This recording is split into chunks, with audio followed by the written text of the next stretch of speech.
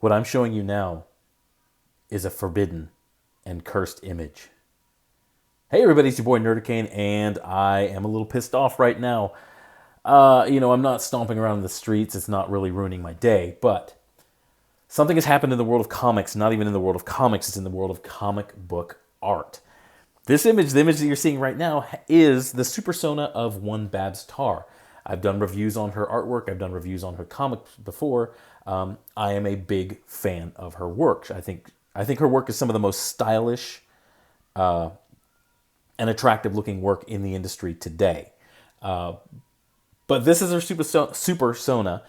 It was kind of a thing that was going around the internet. People were doing this themselves, doing like a more glamorous looking version of themselves. Well, she did a version of herself that had a tan. Well, a lot of people pounced on this, and there were a lot of just sick, vicious, malicious people who were looking to pounce on this. And apparently, from a lot of these tweets that I see criticizing her, it seems like for a long time, a lot of these people have been like developing this mental file against her for a long time, and now they finally got a foothold. They got that little, they got that little handhold that they could climb up and get on top and just get inside the wall and start smashing. And that's sort of the situation that we have here. So she drew this, and people were offended. People were saying it's blackface, and oh man, I'm going to go through some of them, and it's just absolutely insane,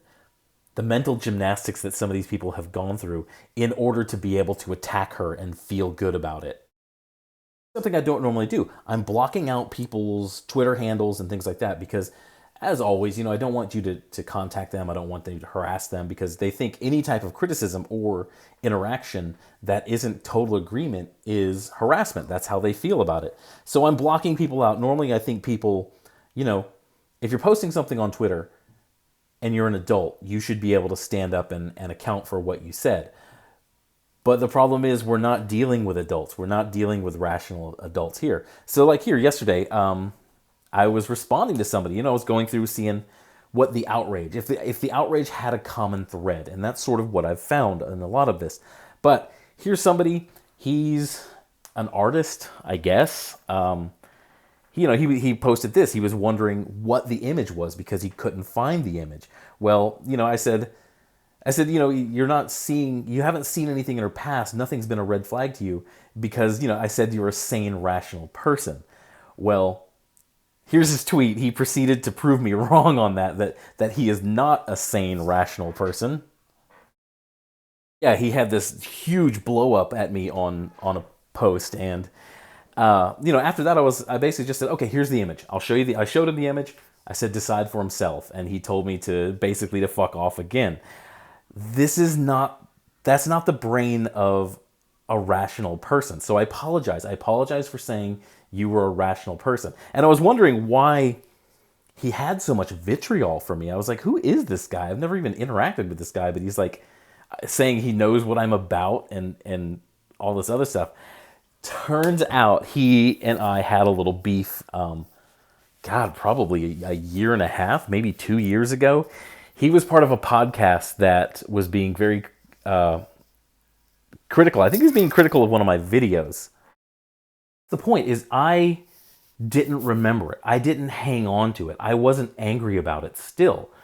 Like I said, it's been a year and a half, maybe 2 years since he and I tangled online, but he's still holding on to that. He's still angry about it. That's not the reaction of a sane, rational person, I can beef with somebody, although I don't do it. You guys know I don't do it through my YouTube channel or anywhere. But I can get into an argument with somebody, move on with my life, and then down the road, if that person says something that I agree with, I can agree with it. I'm not going to hold on to that anger and just spit venom at them every time I interact with them. So that's sort of why I'm blocking out people's Twitter handles and their tags and things like that, because I realize that I'm not dealing with adults. I'm not dealing with rational people. So I'm going to give them that extra level of protection so they can't say, oh, I'm being harassed because you did this, so I did that. But I wanted to remind him. I did something after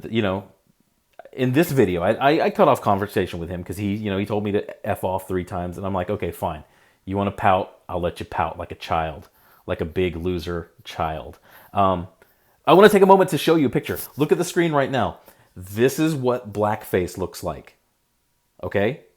Not what Babs Tarr drew. Her supersona with a tan is not blackface. This is blackface. Now I might get some shit from Ethan Ainsworth because, I'm this is his president. In case you don't know, this is Justin Trudeau, the Prime Minister of Canada, who was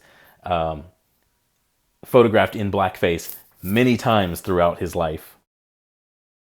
So on the screen over the next one is sort of a collection of some of the just insane blather that you get from people outraged at Babs Tarr. And a lot of them say that, one was saying she's anti-black, and citation needed. I'm going to need some citation on that. Show me somewhere in her past career that she has been anti-black. Has she worked with Vox Day?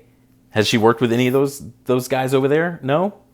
Okay, then shut up. How's that sound? Other ones like this, there's the traits that keep running through a lot of these people who have, sort of an axe to grind. And I think they do. I think they've mentally put an axe in, have an axe to grind with Babs Tarr, because they feel that the art world is, it's zero sum. That, she's having so much success that's taking away from my success, when really what's taking away from your success is your attitude, your lack of work, your lack of devotion to it, and probably your skill. Because a lot of the thing that I'm seeing with a lot of these people running through is they're very proud of their surface traits. One lady, her banner is, "I'm gay." Is she comes out and that's it. That's the sign that she holds up to begin with, is, "Look at me, I'm this surface trait."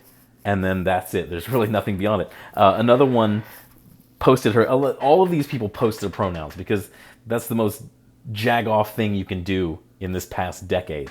One of them actually posted their pronouns as she, they, queer. So that's your pronoun? When we refer to you, you want us to either say she, they, or queer? Like say, hey, queer, get over here. How does that work? That's kind of stupid. Yeah. They're doing is, as usual, they're going around to places that employ her, looking to destroy her. They want to destroy her completely. So they realize, okay, she's a regular guest on Critical Role, so we're going to go and just bombard and brigade the Critical Role social media. Oh, are you going to fire her? How do you explain this? It's the typical thing. And I realize that Babs is not equipped to deal with this, because for the longest time she thought she was on their side, when you can never be on the side of an SJW. They're always looking out, and they're always looking to their left and their right. They're always looking out for something to be outraged about, and they're always looking to their left and their right for something to be outraged about. It's preferable if they get outraged at somebody to the left and the right, because the crabs, well, not even the crabs in the bucket. It's that zero sum of power, that zero sum of employment, of opportunity. They feel this person has more power. If I knock them down, then I'll have more power. This person has more work in the industry. If I knock them down, I'll have more work.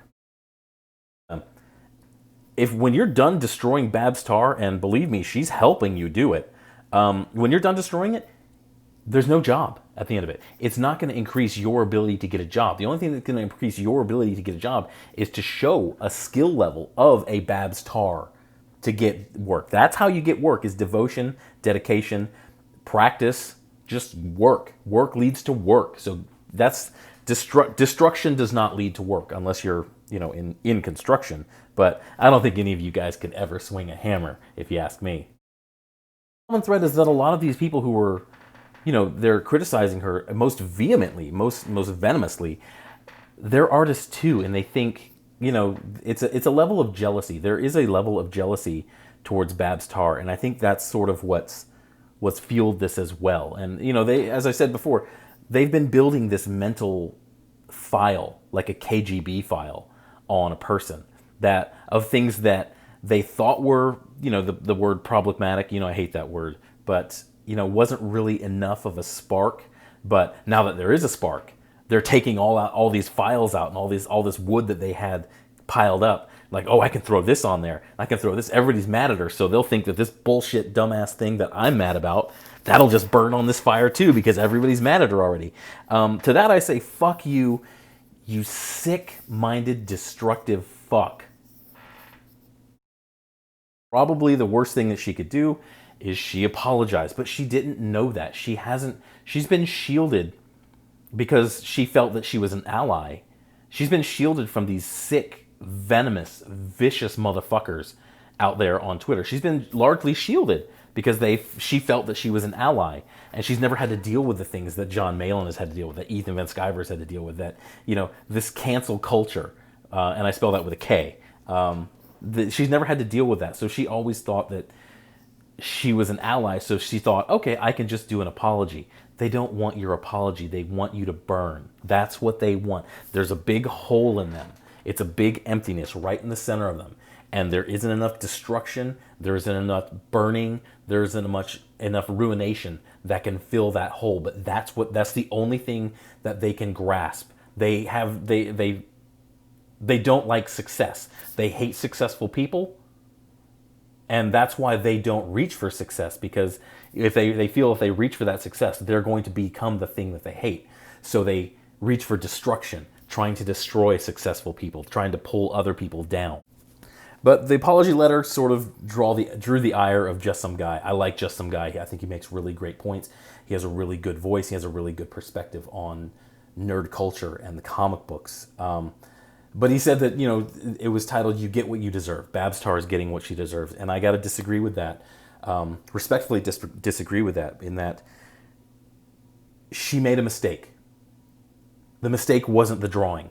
The mistake was the apology. She didn't know, because, like I said, she's been largely shielded from that. She's thought of herself as an ally. She didn't realize that these malicious motherfuckers were out there building this file of things that they could dogpile on her with. So in doing in the apology, she doesn't deserve to be attacked like this. Even, she said, she basically said, fuck you, Comicsgate, when Comicsgate are really the only people out there who are saying, no, this is wrong, she didn't do anything wrong. You get the SJW fanatics who are just like, and that's what the fear is, that she's afraid that she's going to be lumped in these people's eyes with Comicsgate, when I'd have to say Babs Tarr politically is completely on a different side than I am. I am more conservative. I'm sure she's more liberal. But because of that, I don't throw her away. I don't want to destroy her. I love her work. I've said it many times that she's the most stylish artist in comics right now.